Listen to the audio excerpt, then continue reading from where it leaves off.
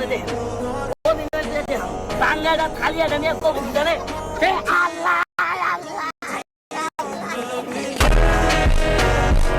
এবার গায়ে অভিনয় দেয় কেন করে করতেছি রাস্তা দিয়ে জানো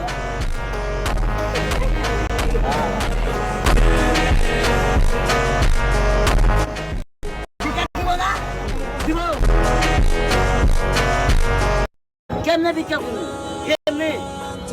আচ্ছা ভাই